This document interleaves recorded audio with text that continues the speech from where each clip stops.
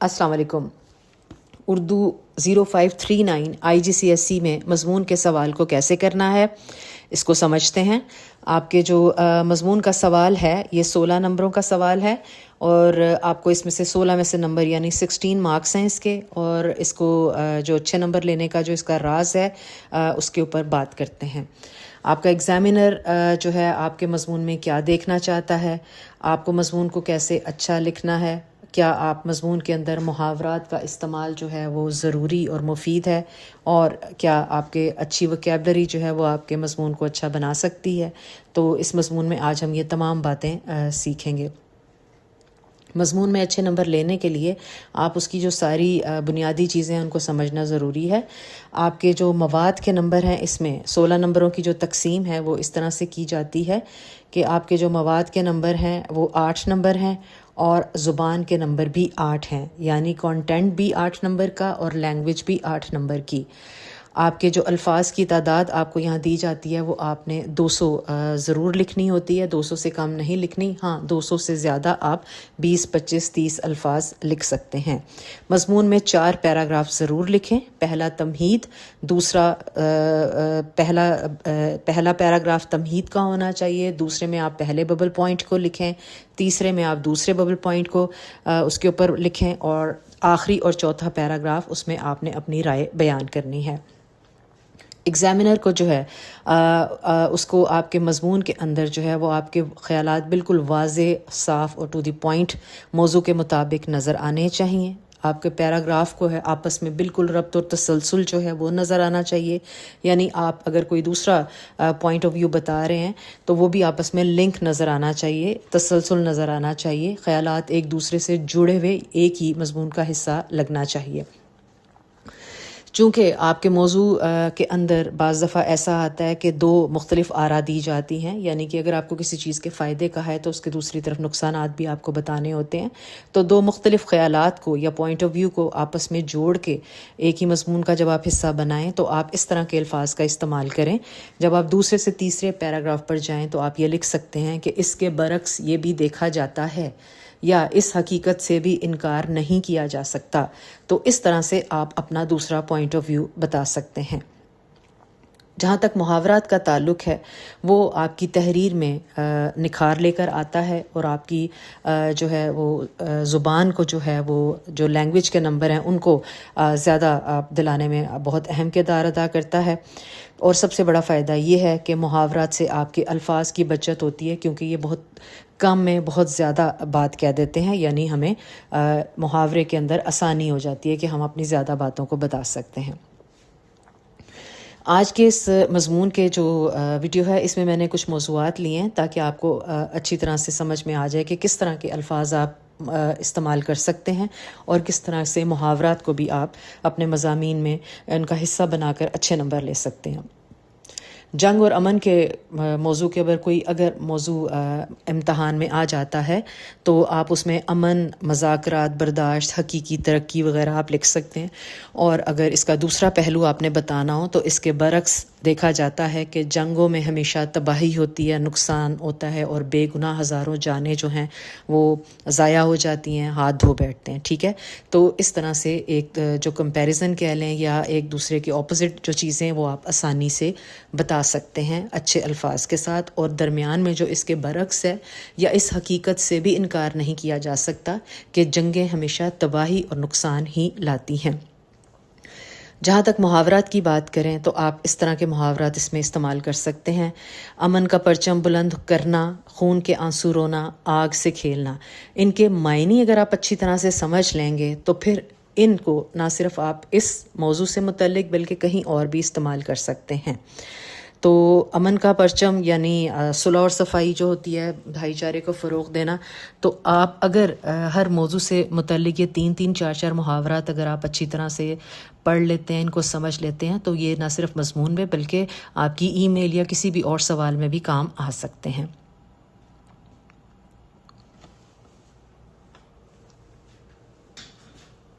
इसके बाद اگلا جو موضوع ہے وہ ہے ہمارے پاس روایتی تعلیم بمقابلہ ہنر. یعنی یہ تو میں نے یہاں پر تھوڑا چھوٹا کر کے سلائڈس میں تھوڑا سا بہت تفصیل سے نہیں بتایا جا سکتا. تو یعنی بتایا ہوا ہے کہ روایتی تعلیم کون سی ہوتی ہے اور ہنر کیا ہوتا ہے. ہنر اسکل کو کہتے ہیں. کسی بھی آپ کے پاس ہنر کا ہونا جو ہے وہ جو ہے بہت ضروری ہے آج کل. روایتی تعلیم کیا ہوتی ہے اور ہنر کیا ہوتا ہے. انٹروڈکشن میں یہ آپ بتائیں گے آج کل کیا کیا جا رہا ہے کہ روایتی تعلیم بچے صرف حاصل کرتے ہیں اور اس طرح سے ہم ملک میں بے روزگاروں کی ایک فوج جو ہے وہ تیار کر رہے ہیں. لیکن تعلیم کے ساتھ اگر اس کے برعکس یا اس کے ساتھ ساتھ یا تعلیم کے ساتھ اگر عملی ہنر بھی یا اسکلز بیسڈ جو ایجوکیشن ہے وہ بھی اگر ہم طالب علموں کو فراہم کریں کیونکہ جدید دنیا کی یہ شدید ضرورت ہے تو اس کے برعکس اس طرح سے ہم دونوں پوائنٹ آف ویو بتا سکتے ہیں. یعنی بات وہی آگی 4 پیراگراف آپ نے دونوں پوائنٹ آف ویو کو بیان کرنا ہے. آخر میں آپ آخری پیراگراف میں آپ اپنی رائے دے سکتے ہیں. آپ دونوں میں سے کسی ایک کو بھی چن سکتے ہیں, دونوں کو بھی چن سکتے ہیں. اس موضوع سے متعلق محاورات ہیں آسمان سے باتیں کرنا, اپنے پاؤں پر کھڑے ہونا, سونے پر سہاگا ہونا. یعنی جو قومیں ترقی کرتی ہیں وہ اپنے پاؤں پر کھڑے ہو جاتی ہیں اور تعلیم کے ساتھ اگر ہنر بھی آ جائے تو یہ سونے پر سہاگا کا کام کرتا ہے. ٹھیک ہے. اگلا موضوع جو ہے وہ ہے وسائل اور لاپرواہی. یعنی موضوع ہے معدنیات سے متعلق. ہمارا ملک معدنیات سے مالا مال ہے. معدنیات منرلز کو کہتے ہیں. نیچرل ریسورسز قدرتی وسائل ہو گیا. آپ نے پہلے ٹاپک کو جو ہے وہ ایکسپلین کرنا ہے, تمہید بتانی ہے کہ وسائل ملک معدنیات سے مالا مال ہونے کا کیا مطلب ہے, اگر نہیں ہوا تو کیوں نہیں ہوا, کیا کوئی غیر مطلب کوئی منصوبہ بندی ٹھیک نہیں تھی, لاپرواہی تھی حکومت کی یا کچھ بھی. تو اس طرح سے آپ اس میں بھی دونوں پوائنٹ آف ویو جو ہیں وہ ساتھ لے کے چلیں گے. اور اگر آپ غور کریں گے تو یہ تمام جتنے موضوعات میں نے لیے ہیں اس میں اسی طرح سے یہ ہے کہ آپ نے دو پوائنٹ آف ویو بیان کرنے ہیں. ضروری نہیں کہ آپ کو بالکل ایسے ہے, کبھی یہ بھی ہو جاتا ہے کہ ایک ہی پوائنٹ آف ویو پہ مضمون لکھنا ہو. تو آخری پیراگراف جو اپنی رائے ہے اس میں آپ جو ہے وہ تھوڑا مختلف انداز سے لکھ کے بتا سکتے ہیں کہ آپ نے مضمون کا جو فارمیٹ ہے وہ کس طریقے سے پورا کیا ہے. اس مضمون سے جو متعلق ہے محاورات جو ہیں اس سے وہ سونے کی چڑیا ہونا ہے, اونٹ کے منہ میں زیرہ ہونا, آنکھیں کھل جانا. سونے کی چڑیا کا مطلب ہے یعنی کوئی بے پناہ وسائل کا, جیسے عرب جو ہے وہاں پر تیل کے ذخائر ہیں تو ان کو سونے کی چڑیا کہا جاتا ہے. اونٹ کے منہ میں زیرہ جیسے ہمارے ملک میں جو بجلی اور گیس کی جو ہے جو اس کی ہونا ہے وہ اونٹ کے منہ میں زیرہ یعنی ضرورت بہت زیادہ ہے اور ہے کم. تو اس طرح سے آپ اپنی جو ہے وہ محاورات کو استعمال کرتے ہوئے اپنی لکھ سکتے ہیں. اگلا موضوع سوشل میڈیا کے اثرات ہے. آپ اس کے منفی اثرات بھی ہوتے ہیں اور پازیٹیو اثرات بھی ہوتے ہیں. منفی از نیگیٹو اینڈ پازیٹیو از مثبت. تو آپ یہ دونوں پوائنٹ آف ویو ساتھ ساتھ لے کے چلتے ہیں. ایک پیراگراف میں آپ اس کے اکارڈنگ ٹو یور ٹاپک جو بھی آپ کو ٹاپک دیا جاتا ہے اس کے مطابق اگر جو پہلے ببل پوائنٹ میں ہے اس کے اوپر آپ لکھیں گے اور پھر دوسرے پوائنٹ آف ویو پہ جاتے ہوئے درمیان میں آپ یہ لکھ سکتے ہیں کہ اس میں کوئی شک نہیں یا اس حقیقت سے انکار نہیں کیا جاتا یا باوجود اس کے کہ اس کے بہت سے فائدے ہیں لیکن ساتھ ساتھ یہ بھی ہے. تو اس طریقے سے آپ اپنا دوسرا پوائنٹ آف ویو بتائیں تاکہ آپ کے مضمون کے اندر ایک جو لنک ہے وہ ربط جو ہے وہ آپس میں نظر آنا چاہیے. کچھ اہم الفاظ ہیں وہ یہ ضرور آپ مثبت اور منفی تو آپ لوگوں کو ضرور یاد رکھنا چاہیے. یہ تو بہت ہی زیادہ استعمال ہو سکتا ہے کہیں بھی آپ کے. تو یہ تھوڑے تھوڑے الفاظ اپنی جو الفاظ کا جو ذخیرہ ہے یہ اپنی اس کو یاد رکھا کریں تاکہ یہ آپ کو فائدہ دے. یہ 3 محاورات آپ کے سامنے اس موضوع سے متعلق ہیں. منہ کی کھانا, 2 دھاری تلوار یعنی سوشل میڈیا جو ہے وہ ایک 2 دھاری تلوار کی طرح ہے یعنی دونوں طرف سے یعنی اس کے فائدے بھی ہیں اور نقصان بھی ہیں. چرچا ہونا, نام کمانا یعنی ہر جگہ مشہور ہو جانا. سوشل میڈیا کی وجہ سے لوگ جو ہیں وہ راتوں رات یا بہت جلد ساری دنیا میں مشہور ہو جاتے ہیں. تو اس طرح سے آپ یہ اپنے محاورات سے اپنی جو مضمون کو خوبصورت بنائیں اور اچھے نمبر حاصل کریں. اس کے بعد اگلا جو ہے وہ ہمارا آخری موضوع ہے اور وہ ہے سمندری آلودگی. آلودگی پولوشن کو کہتے ہیں, آبی آلودگی بھی کہتے ہیں, آب پانی. ٹھیک ہے. تو اس کے لیے بھی یہ تمام کچھ الفاظ ہیں، اچھے الفاظ ہیں جن کا آپ استعمال کر سکتے ہیں. موضوع کے مطابق 4 پیراگراف لکھیں.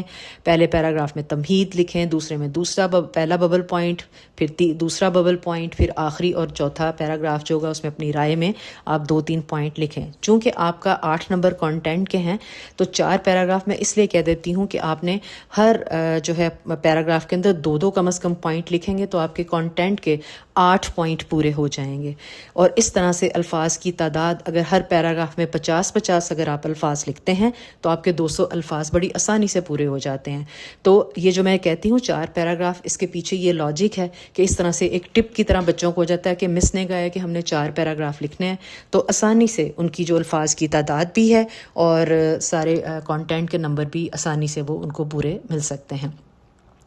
مضمون لکھنے کے بعد آپ نے یہ ضرور چیک کرنا ہے کہ آپ نے جو ببل پوائنٹ میں دونوں میں جو باتیں بتائی تھیں ان کو اچھی طرح سمجھ کے ہی آپ نے لکھا ہے ان کے مطابق.